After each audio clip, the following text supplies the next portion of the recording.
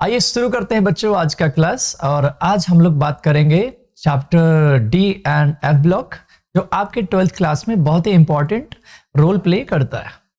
Board exam में इस chapter का अगर मैं वेटेज की बात करूं बच्चों, तो इस चैप्टर का जो वेटेज है अराउंड 6 मार्क्स है। लेकिन हाँ, ये चैप्टर बहुत ही इंपॉर्टेंट है। अगर आप एंट्रेंस वाइज अगर आप देखते हैं, नीट और जेईई में इसका बहुत रोल है। कुछ चैप्टर्स कट आउट हो चुके हैं, इसके बारे में खैर आप जानते हैं। तो चलिए शुरू करते हैं डी ब्लॉक। और डी ब्लॉक के बारे में जानते हैं क्या होता है D block element. D block elements D and F block कहते हैं बेसिकली, लेकिन उसमें 90% जो आपका सिलेबस है वो जो है डी ब्लॉक का है। 10% एफ ब्लॉक है, वो हम कर लेंगे बेटा, बाद में डिस्कस करेंगे उसके बारे में। सबसे पहले जानना जरूरी होता है कि सर हम कौन से एलिमेंट को डी ब्लॉक का एलिमेंट कहते हैं। ठीक है, तो यहां पर आपके जानकारी के लिए बता दूं कि बेटा ऐसे एलिमेंट्स जिसका लास्ट इलेक्ट्रॉन, ऐसे एलिमेंट्स जिनका last electron right D orbital में जाता है, ठीक है, उनको हम कहते हैं डी ब्लॉक एलिमेंट। ठीक है, और ऐसे एलिमेंट्स को हम या ऐसे डी ब्लॉक एलिमेंट्स को हम ट्रांजिशन एलिमेंट के नाम से भी जानते हैं। ठीक है, चलिए स्टार्ट करते हैं। तो अगर कोई आपसे पूछे तो आप क्या कहेंगे? These are those elements. These are those elements which have incomplete filled d orbital. Incomplete filled d orbital. Right? In ground as well as excited state. That's it. Right? Or these elements are also known as transition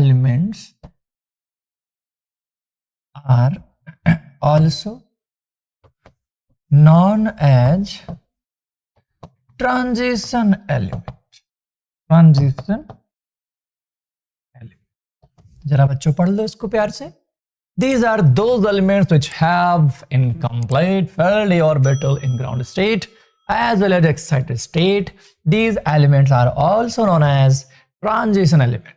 ठीक है बालकों, चलो अब करते हैं इस पे कुछ हम चर्चा और दिमाग को करेंगे खर्चा।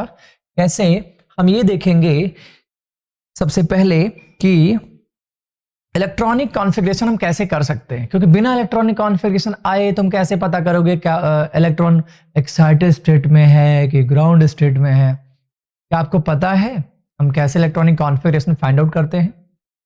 नहीं पता है, चलो देखते हैं। स्कूल पब्लिक स्कूल ओ डीपीएस, क्या बात है। फालतू डीपीएस नहीं, फालतू नहीं बोलने का, ठीक है।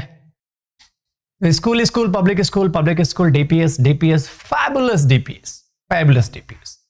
सो इस तरीके से आप बेटा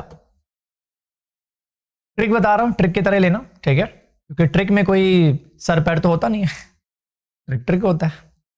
तो अब यहां पर देखो करना है क्या, तुम्हारा जो ये पहला लाइन है ना बेटा, first line, that is what 1s right. दूसरी लाइन में क्या है जल्दी बताओ?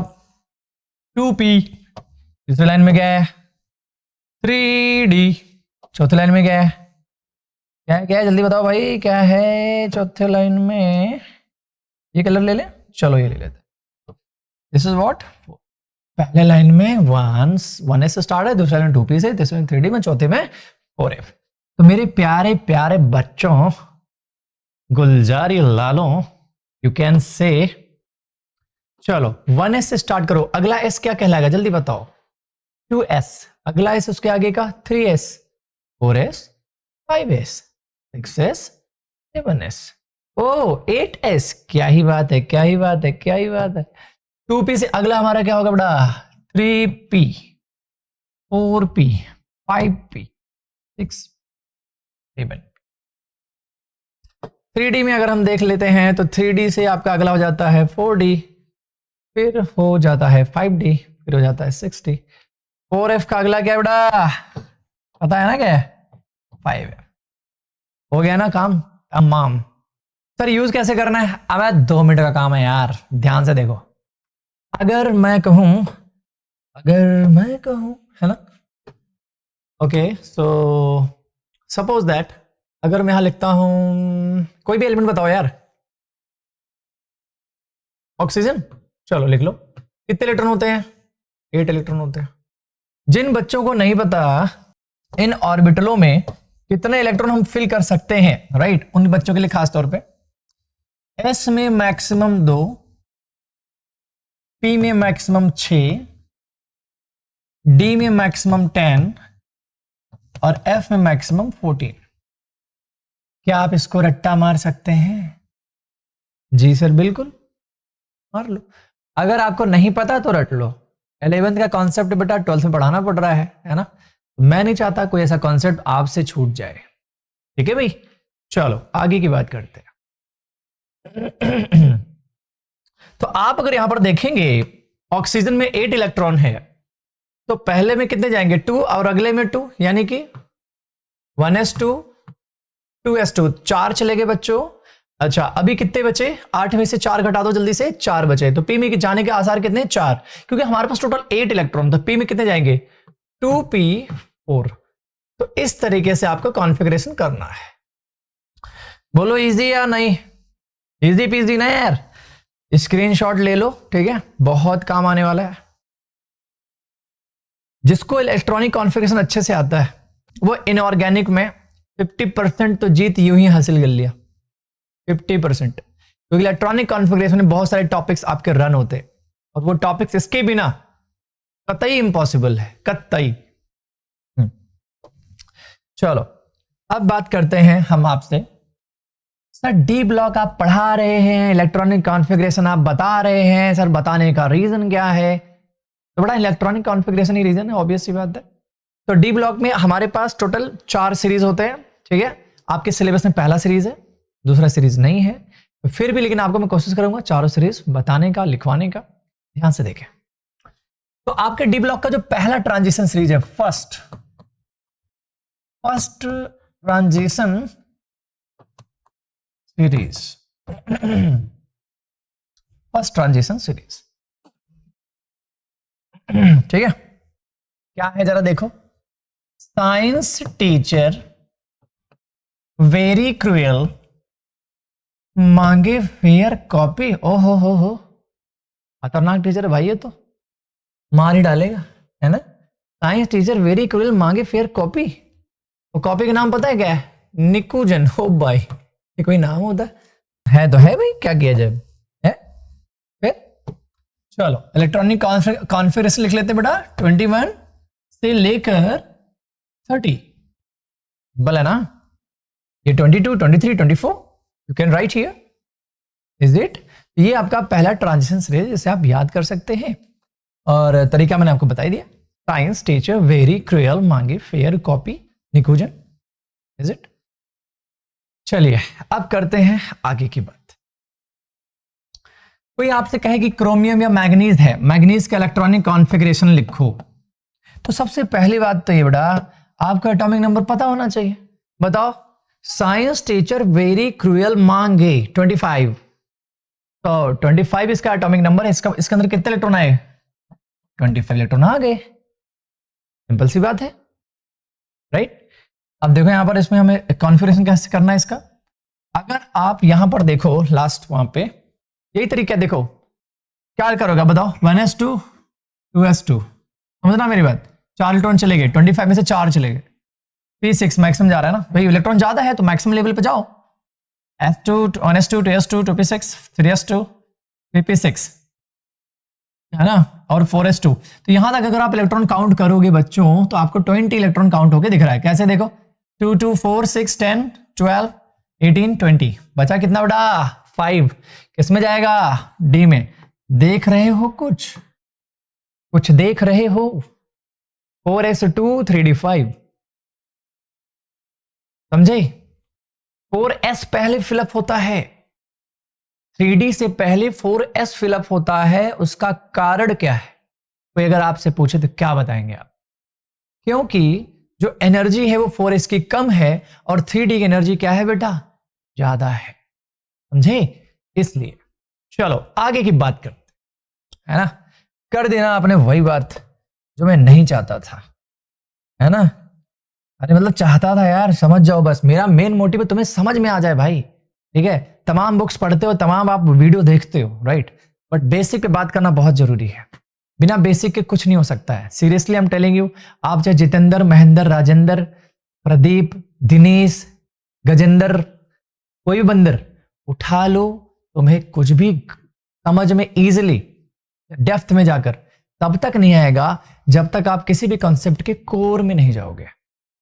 और मुझे पता है कि आप भी जानते हैं कि बिना बेसिक चीज सीखे आप उसको टैकल नहीं कर सकते। बहुत सारे बच्चे क्या है, वो बेसिक चीज नहीं पढ़ते हैं, वो जेई और नीट की तैयारी पहले कर रहे होते हैं, बेसिक पता नहीं है,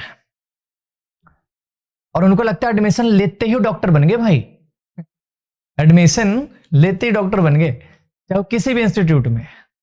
मैं ही नहीं कह रहा हाँ ठीक है कोई इंस्टीट्यूट क्या कर रहा है, हमें क्या लेना देना, लेकिन एक सिंपल सी बात आपसे बता रहा हूं।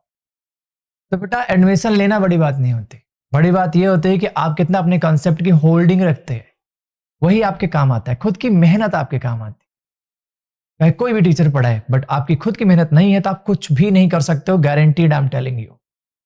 चलिए आगे की बात करते हैं। 25 इलेक्ट्रॉन है बेटा, ऑब्वियस सी बात है, तो यहां पर हम लिखेंगे 1s2 2s2 2p6 3s2 3p6 4s2 and 3d क्या बेटा 5। यहां पर जरा ध्यान से देखो बच्चों, लास्ट में ये वाला हिस्सा बस इतना, क्या बोलते हैं, this much, only this much. क्या यहां तक आपके टोटल 18 इलेक्ट्रॉन आ रहे हैं? हाँ या ना बोल दो बस, इसी बात पे आ रहे हैं क्या? बिल्कुल आ रहे हैं सर, है ना, आ तो रहा ही है। लेकिन अब हमें समझना क्या यहाँ पे, क्या मैं इस 18 इलेक्ट्रॉन को आर्गन लिख सकता हूं? हाँ या ना बोल दो बच्चों। Can I right here 4s2, एक मिनट से मिटाते हैं। इलेक्ट्रॉनिक कॉन्फ़िगरेशन जब भी आप लिखोगे ना, आप ना उस वक्त 3d5 और 4s2 लिखोगे, कोई दिक्कत की बात नहीं है। फिलअप लेकिन 4s पहले होता है। अंतर समझे कि नहीं समझे मैं क्या कह रहा हूं? जब आपको इलेक्ट्रॉनिक कॉन्फ़िगरेशन लिखना है तो आप ऐसे लिखोगे, कोई दिक्कत की बात ही नहीं। लेकिन जब आप इलेक्ट्रॉन फिलअप करते हो ना बच्चों, तो 4s में पहले फिलअप करना, 3d को बाद में। लिखते समय ऐसे शो करना होता है, समझ में आ रहा है? क्योंकि 4s आउटर है और 3d इनर है।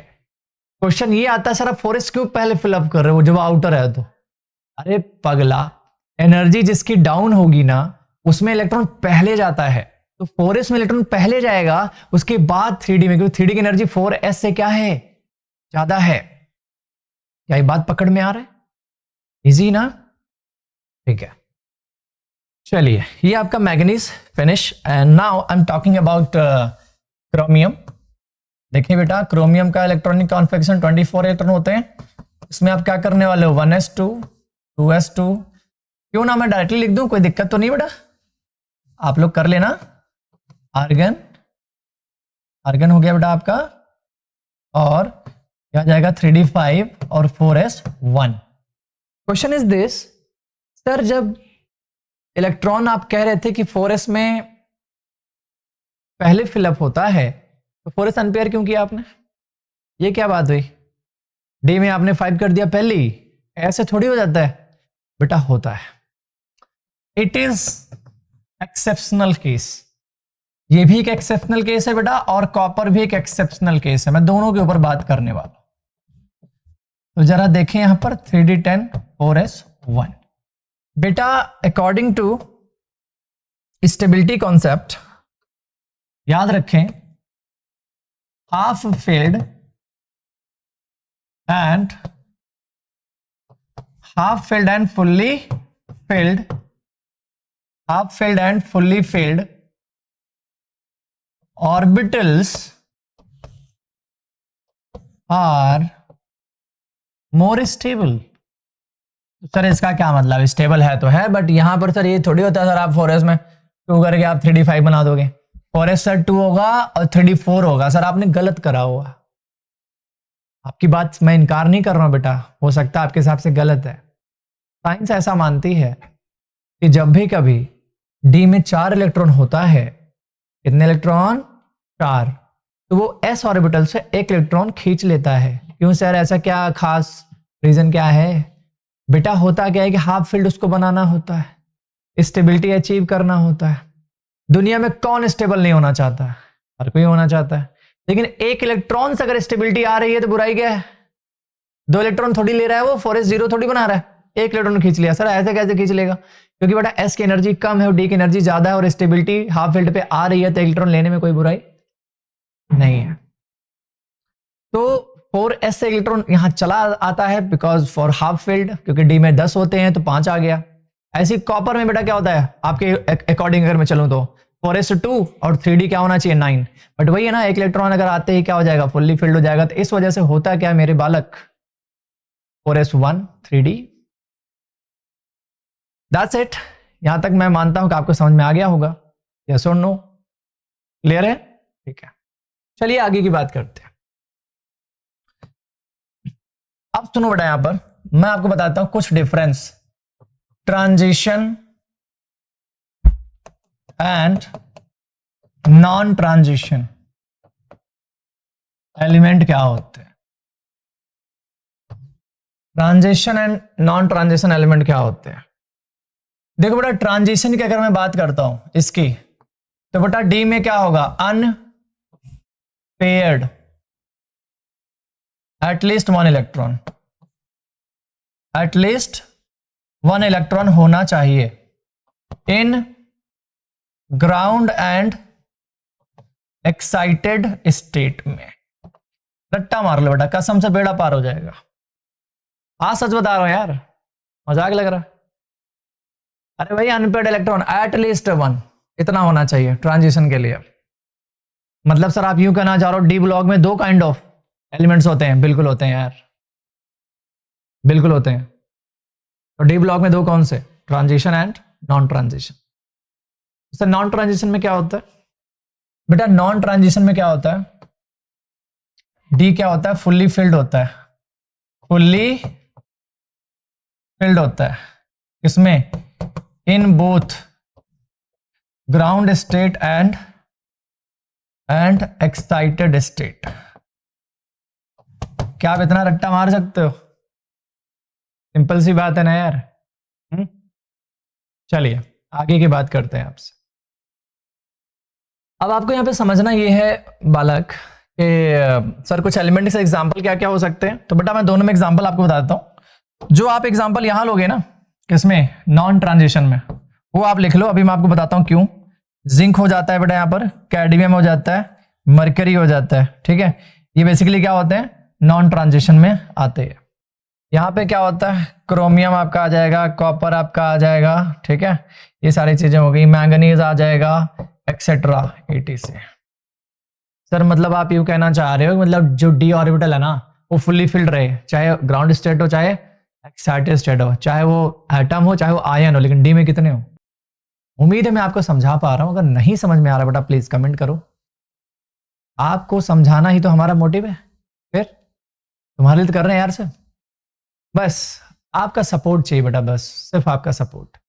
आप लोग अगर साथ देंगे, सच बता रहा हूं बेटा, आपका एक एक कंसेप्ट, एक एक डाउट हम हर एक चीज पे काम करेंगे। Seriously I am telling you. चलिए बात करते हैं नेक्स्ट टॉपिक, ठीक है। ये चीज समझ में आ गया होगा जहां तक है आप लोगों को, है ना? यस और नो? चलो एक बार देख लो ध्यान से। कॉपर है ना बेटा, कॉपर में आपको पता है कि आर्गन के बाद क्या था? 3d10 था। ओह सर यहां तो फुल्ली फिल्ड है, और 4s क्या था? 1। लेकिन अगर आप आओगे कॉपर का 2+ चार्ज, तो कॉपर जैसी 2+ चार्ज आप देखोगे क्या होगा बताओ? आउटर से 1 इलेक्ट्रॉन गया और फिर इनर से 1 इलेक्ट्रॉन गया। बताओ क्या अभी भी फुल्ली फिल्ड है? हाँ बच्चों, क्या अभी भी फुल्ली फिल्ड है? नहीं ना यार। ध्यान से देखो, पहले 10 था अब 9 है, यानी ये आपका क्या है? Excited state. हाँ, और ये क्या है? Ground state. दोनों में 10 है नहीं ना यार। चलो जिंक पे आ जाओ बालक, देखो ध्यान से, 3D क्या है 10 है और 4s क्या है 2।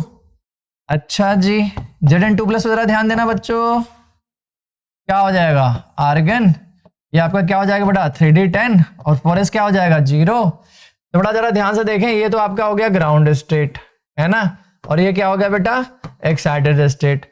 अगर आप इन दोनों में तुलना करोगे तो आप पाओगे कि यहां पर ये 10 है दोनों में, तो दोनों अवस्था में 10 होने की वजह से हम इसको चिल्ला के बोलेंगे नॉन ट्रांजिशन।